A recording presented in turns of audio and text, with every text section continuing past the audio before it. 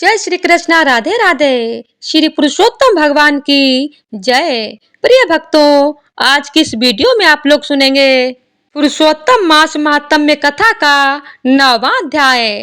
ओम नमो भगवते वासुदेवाय नमः। भगवान श्री हरि नारायण की कृपा आप और आपके परिवार पर सदा सर्वदा बनी रहे। अभी तक के सभी अध्याय को सुनने के लिए और इतने प्यारे प्यारे कमेंट करने के लिए आप सभी प्रिय भक्तों का तहे दिल से धन्यवाद। आज आप सभी सुनने जा रहे हैं पुरुषोत्तम मास महात्म्य का 9वां अध्याय। श्री सूत जी महाराज बोले, तदनंतर विस्मय से युक्त नारद मुनि ने मेधावी ऋषि की कन्या का अद्भुत वृत्तांत पूछा। नारद जी बोले, हे मुने, उस तपोवन में मेधावी की कन्या ने बाद में क्या किया और किस मुनि श्रेष्ठ ने उसके साथ विवाह किया? श्री नारायण बोले, अपने पिता को स्मरण करते करते और बराबर शोक करते करते उस घर में कुछ काल उस कन्या का व्यतीत हुआ। युद्ध से भ्रष्ट हुई हरड़ी की तरह घबराई शून्य घर में रहने वाली दुख रूप अग्नि से उठी हुई, भाप द्वारा बहते हुए अश्रु नेत्र वाली, जलते हुए हत कमल वाली, दुख से प्रतिक्षण गर्म श्वास लेने वाली, अति दीना घिरी हुई समीरप्रिय की तरह अपने घर में शरुंध अपने दुख को सोचती और दुख से मुक्त होने के उपाय को न देखती हुई उस कृशोदरी को उसके शुभ भविष्य की प्रेरणा से सांत्वना देने के लिए उस वन में अपनी इच्छा से ही पर क्रोधी, जिनको देखने से ही इंद्र भयभीत होते हैं, ऐसे जटा से व्याप्त साक्षात शंकर के समान भगवान दुर्वासा ऋषि आए। हे नारद, भगवान कृष्ण ने राजा युधिष्ठिर से कहा कि हे राजेंद्र, वह दुर्वासा आए जिसको कि आपकी माता कुंती ने बालापन में प्रसन्न किया था।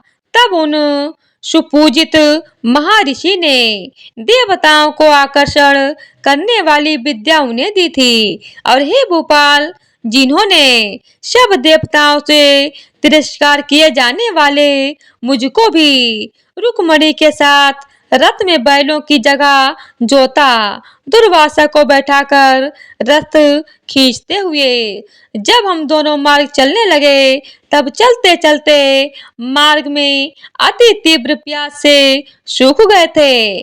तालु और ओष्ठ जिस रुक्मणी के ऐसे जल चाहने वाली रुक्मणी ने जब मुझे सूचित किया, तब कंधे पर रथ की जोत को रखे हुए चलते चलते ही पांव के अग्रभाग से पृथ्वी को दबाकर रुक्मणी के प्रेम के वशीभूत मैंने भोगवती नाम की नदी को उत्पन्न किया। तब वहीं भोगवती ऊपर से बहने लगी। अनंतर उसी के जल से हे महाराज, रुक्मणी की प्यास को मैंने बुझाया। इस प्रकार रुक्मणी की प्यास का बुझना देख उसी क्षण अग्नि की तरह दुर्वासा क्रोध से जलने लगे और प्रलय की अग्नि के समान उठकर दुर्वासा ने शाप दिया। बोले, बड़ा आश्चर्य है हे श्री कृष्ण, रुक्मणी तुमको सदा अत्यंत प्रिय है, अतः स्त्री के प्रेम से युक्त तुमने मेरी अवज्ञा कर अपना महत्व दिखलाते हुए इस प्रकार से उन्हें पानी पिलाया, अतः तुम दोनों का वियोग होगा। इस प्रकार उन्होंने शाप दिया था। हे युधिष्ठिर, वही यह दुर्वासा मुनि है, साक्षात रुद्र के अंश से उत्पन्न दूसरे काल रुद्र की तरह महर्षि अत्रि के उग्र तप रूप कल्प वृक्ष के दिव्य फल, पतिव्रताओं के सिर के रत्न अनसुईया, भगवती के गर्भ से उत्पन्न अत्यंत मेधायुक्त दुर्वासा नाम के ऋषि, अनेक तीर्थों के जल से भीगी हुई जटा से भूषित सिर वाले साक्षात तपोमूर्ति दुर्वासा ऋषि को आते देखकर कन्या ने शोक सागर से निकलकर धैर्य से मुनि के चरणों में प्रार्थना की। प्रार्थना करने के बाद जैसे वाल्मीकि ऋषि को जानकी अपने आश्रम में लाए थे, वैसे ही यह श्री दुर्वासा को अपने घर में लाकर अर्ध पाद्य और विविध प्रकार के जंगली फलों और पुष्पों से स्वागत के लिए आज्ञा लेकर आदर पूर्वक पूजन कर तदनंतर हे राजन, यह बाला बोली। कन्या बोली, हे महाभाग, हे अत्रि कुल के सूर्य, आपको प्रणाम है। हे साधो, मेरी अभाग्या के घर में आज आपका शुभ आगमन कैसे हुआ? हे मुने, आपके आगमन से आज मेरा भाग्योदय हुआ है, अथवा मेरे पिता के पुण्य के विवाह से प्रेरित मुझे सांत्वना देने के लिए ही आप मुनि सत्तम आए हैं। आप जैसे महात्माओं के पांव की धूल जो है वह तीर्थ रूप है। उस धूल का स्पर्श करने वाली मैं अपना जन्म आज सफल कर सकी हूँ। आज मेरा व्रत भी सफल है। आप जैसे पुण्यात्मा के जो मुझे आज दर्शन हुए, अतः आज मेरा उत्पन्न होना और मेरा पुण्य सफल है। ऐसा कहकर वह कन्या दुर्वासा के सामने चुपचाप खड़ी हो गई। तब भगवान शंकर के अंश से उत्पन्न दुर्वासा मुनि मंद हास्य युक्त बोले। दुर्वासा बोले, हे दुजसुते, तू बड़ी अच्छी है। तूने अपने पिता के कुल को तार दिया।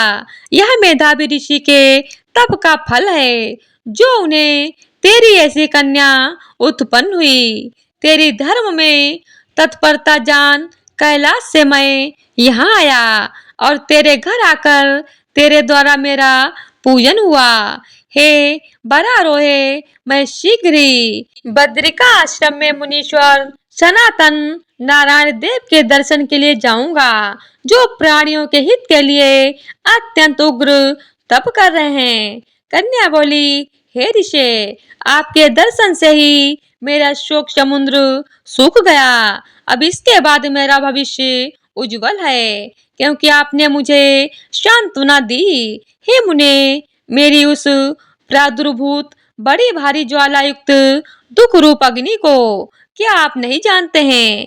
हे दया सिंधु, हे शंकर, उस दुखाग्नि को शांत कीजिए। मेरे विचार से हर्ष का कारण मुझे कुछ भी दिखलाई नहीं देता। ना मेरी माता है, ना पिता, ना तो भाई है जो धैर्य प्रदान करता।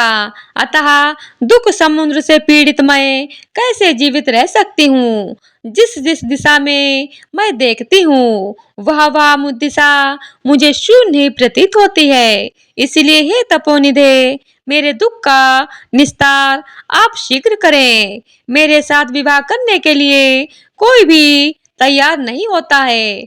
इस समय मेरा विवाह न हुआ तो मैं फिर वृषली शूद्र हो जाऊंगी। यह मुझे बड़ा भय है। इसी भय से ना मुझे निद्रा आती है, ना भोजन में मेरी रुचि होती है। हे ब्राह्मण, अब मैं शीघ्र ही मरने वाली हूँ, यह मेरा इस समय निश्चय है। ऐसा कहकर आंसू बहाती हुई कन्या दुर्वासा के सामने चुप हो गई। तब दुर्वासा कन्या का दुख दूर करने का उपाय सोचने लगे। श्री नारायण बोले, इस प्रकार मुनि कन्या के वचन सुनकर और इसका अभिप्राय समझ कर बड़े क्रोधी मुनिराज दुर्वासा ने उस कन्या का कुछ हित विचार पूर्ण कृपा से उसे देखकर सारभूत उपाय बतलाया। इति श्री बृहन्नारदीये पुरुषोत्तम मास माहात्म्य में नवों अध्याय संपूर्णम। तो प्रेम से बोलिए पुरुषोत्तम भगवान की जय हो। तो अब आइए सुनते हैं श्री कृष्ण चालीसा का पाठ। बंशी शोभित कर मधुर, नील जलद तन श्याम, अरुण अधर जनु बिंब फल, नयन कमल अभिराम, पूर्ण इंद्र अरविंद मुख, पीताम्बर शुभ साज, जय मनमोहन मदन छवि, कृष्ण चंद्र महाराज। जय यदुनंदन जय जगवंदन, जय वसुदेव देवकी नंदन, जय यशोदा सुत नंद दुलारे, जय प्रभु भक्तन के द्रग तारे। जय नट नागर नाग नथैया, कृष्ण कन्हैया धेनु चरैया, पुनि नख पर प्रभु गिरवर धारो, आओ दीनन कष्ट निवारो। बंशी मधुर अधर धरि टेरो, होबे पूर्ण विनय मेरो, आओ हरि पुनि माखन चाख्यो, आज लाज भारत की राख्यो। गोल कपोल चिंबुक रुड़ारे, मृदु मुस्कान मोहिनी डारे, राजित राजीव नयन विशाला, मोर मुकुट वैजंती माला, कुंडल श्रवण पीत पट आछे, कंठी किंकणी कांचनी कांचे, नील जलज सुंदर तनु सोहे, छबिलक सुर नर मुनि मन मोहे, मस्तक तिलक अलंक घुंघराले, आओ कृष्ण बांसुरी वाले, करी पय पान पूत नहीं तार्यो, अका बका कागा सुर मार्यो, मधुवन जलत अग्नि जब ज्वाला, भय शीतल लख तही नंद लाला, शुरपति जब ब्रज चढ़े ईशाई, भूसर धार वारि बरसाई, लगत लगत ब्रज चहन बहायो, गोवर्धन नक धारी बचायो, लकी यशुदा मन भ्रम अधिकाई, मुख मां 14 भुवन दिखाई, दुष्ट कंस अति उधम मचायो, कोटि कमल जब फूल मंगायो, नातिका लही तब तुम लीने, चरण चिन्ह दय निर्भय कीने, करि गोपिन संग रास विलासा, सबकी पूर्ण करी अभिलाषा, केतिक महासुर संघार्यो, कंसई केस पकड़ि दय मार्यो, मात पिता की बंदी छुड़ाई, उग्रसेन कहा राज दिलाई, मई से मृतक छो सुत लायो, मातु देव की शोक मिटायो, भौमासुर मुर दैत्य संघारी, लाए 10 सहस कुमारी, देवी मई तृण चीर संघारा, जरा सिंधु राक्षस कहा मारा, असुर बकासुर आदिक मार्यो, भक्तन के तब कष्ट निवार्यो, दीन सुदामा के दुख टार्यो, तंदुल 3 मूठ मुख डार्यो, प्रेम के साग विदुर घर मांगे, दुर्योधन के मेवा त्यागे, लकी प्रेम की महिमा भारी, ऐसे श्याम दीन हितकारी, भारत के पारत रत हाके, लिए चक्र कर नहीं बल थाके, निज गीता के ज्ञान सुनाए, भक्तन हृदय सुधा बरसाए, मीरा थी ऐसी मत वाली, विष पी गई बजा कर ताली, राना भेजा सांप पिटारी, शालिग्राम बने बनवारी, निज माया तुम विधि दिखायो, उड़ते संशय सकल मिटायो, तब शत निंदा करी तत्काला, जीवन मुक्त भयो शिशुपाला, जब ही द्रौपदी टेर लगाई, दीनानाथ लाज अब जाई, तुरत ही बसन बने नंद लाला, बड़े चिर भय अरमु काला, असनाथ के नाथ कन्हैया, डूबत भमर बचावै नैया, सुंदर दास आसुर धारी, दया दृष्टि की जय बनवारी, नाथ सकल मम कुमति निवारो, क्षमहु बेगी अपराध हमारो, खोलो पट अब दर्शन दीजय, बोलो कृष्ण कन्हैया की जय, या चालीसा कृष्ण का पाठ करे और धारी, अष्ट सिद्ध नवनिधि फल लय पदारथ चारिये। तो प्रेम से बोलिए कृष्ण भगवान की जय हो, पुरुषोत्तम भगवान की जय हो।